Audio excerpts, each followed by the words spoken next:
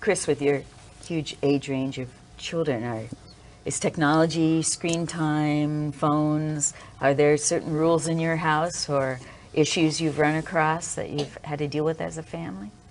Yes, yes, and yes. Yes, yes, and yes. We do have minimal screen time.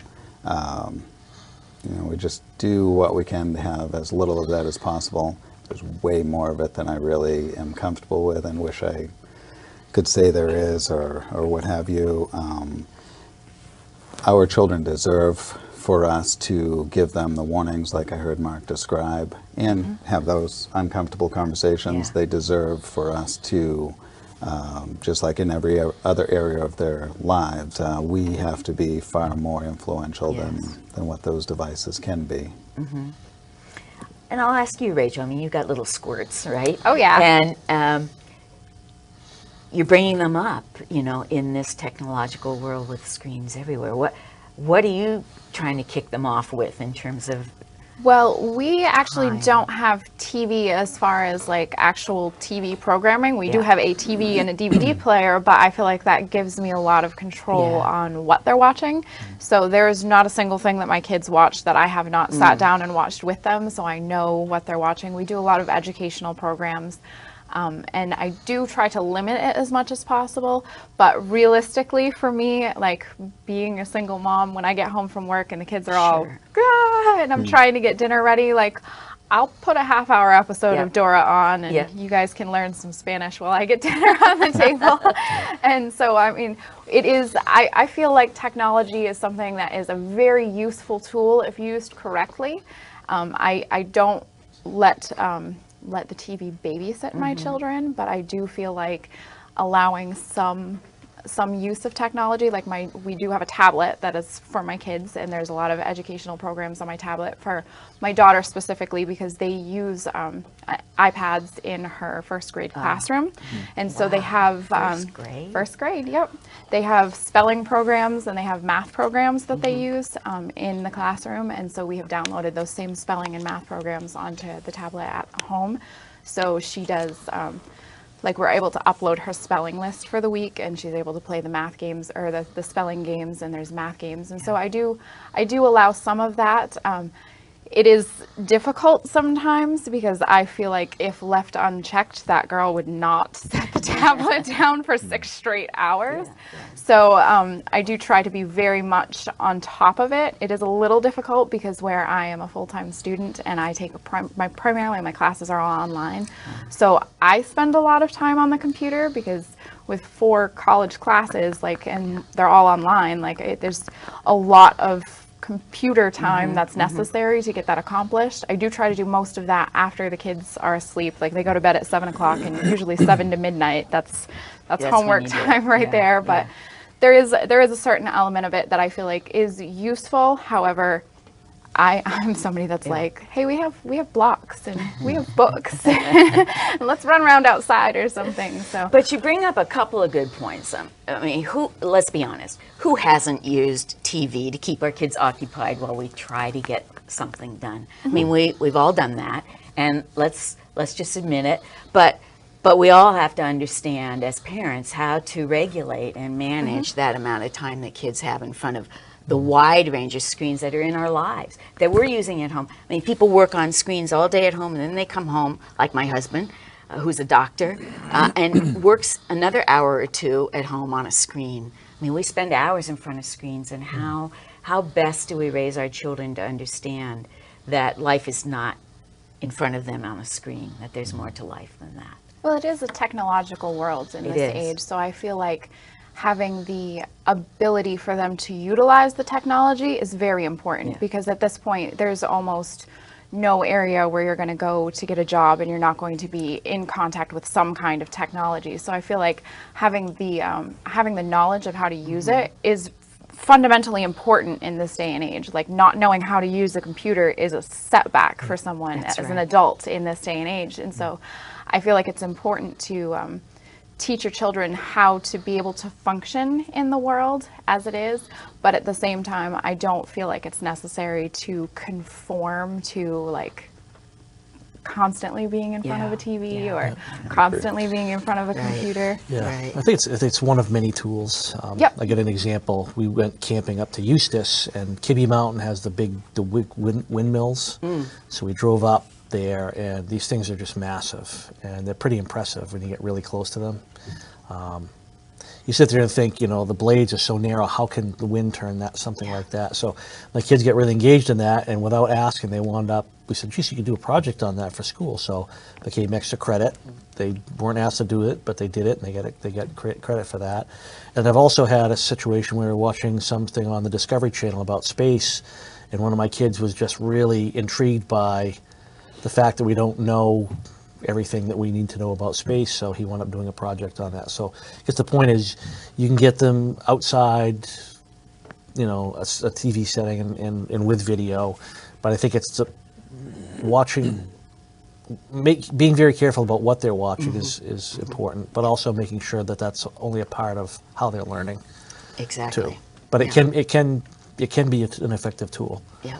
too. So Well, I'm going to ask us to sort of think about this last question, and I asked this of our friend Lois, who we filmed earlier, our wonderful 89-year-old great-grandmother, grandmother, and mother who raised many children.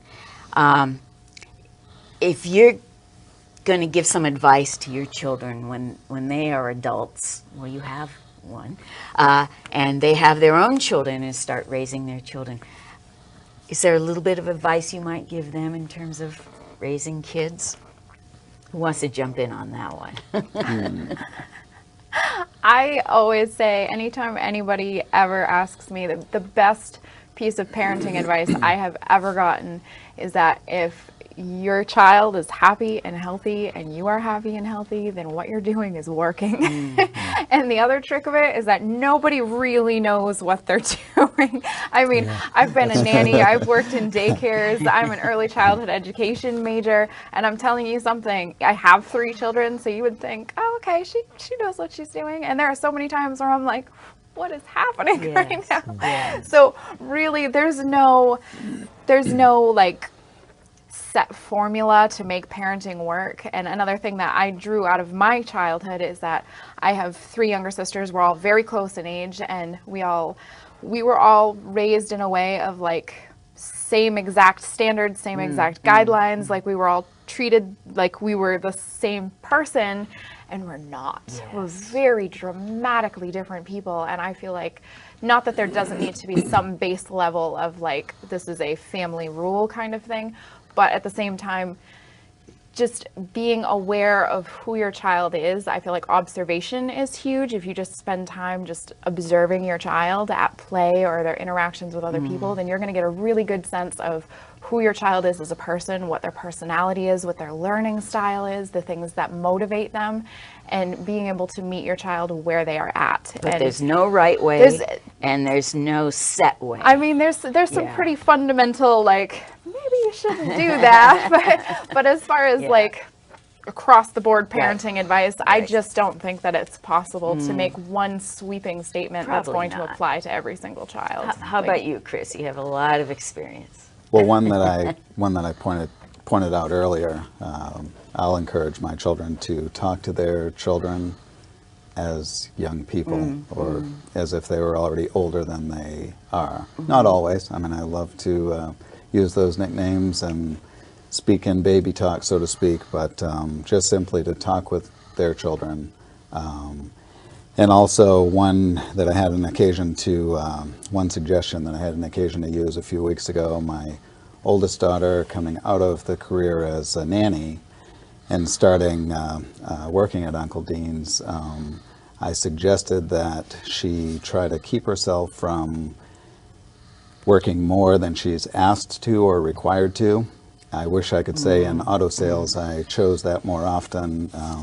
But the reason I was able to, from experience, suggest that is that she, that I overwork. Yes. Yeah. But the reason I encouraged her in that is that the time that I spend away from my children has been a challenge. So I would encourage my children to spend as many hours with with their own children as they can. You know, we hardly ever get a chance to have one-on-one time. Not hardly ever, but it's fleeting. Hard, yeah. So to spend less time at the office and more time with their children is what I'll encourage. Wow. How about you, Yeah, Mark? that's important. Again, I go back to from starting very young, always read to your children. Start, don't stop. Teach your children how to respect other people from a very early age, how to introduce themselves to people, not to be afraid, you know, meet as many people as they can. I don't think that there's a correct way. There's obviously things that we don't want to do as parents, but it's amazing. I think spending time with your kids can solve a lot of problems. Honestly, if you read the story of the homeless to Harvard, not a situation where this girl wound up being homeless and going to Harvard. Her parents didn't spend any time with her, and somehow she turned out this amazing person. Yeah. So I think you tend to be more successful when your parents are there and available to you. They're, I mean, you really look at it. I don't think when people say, geez, you know, how did you become to be so successful? I think 9 times out of 10 people are going to talk about their parents. So Great. Be there. Well, thank you. This has been fun, and we've seen, I think, a wide range of issues talked about today, of being present with your children, reading to your children from an early age, talking to them a lot, finding everyday places to start educating your children, modeling certain behaviors that you want them to adopt, and just gently guiding them up to healthy adulthood, which is what all parents want for their children. We hope today's discussion will help you, as you watch this, integrate some low-key methods into your parenting in terms of guiding and educating your children. And that brings to mind what's next. The Maine Families Network will be posting this video on its website and in YouTube, and we will we hope you'll stay in touch with us. Check us out at mainefamiliesnetwork.com. Look for us on Facebook. I think you go up to the little search column and type in Maine Families Network and you'll find us. We hope to have some other resources online soon, and perhaps some other discussions like this in the future. I'd really like to thank our guests, Mark Stebbins, Chris Albee, Rachel Brewster, for joining us. And remember, children are natural learners, and it all starts at home. Thank you.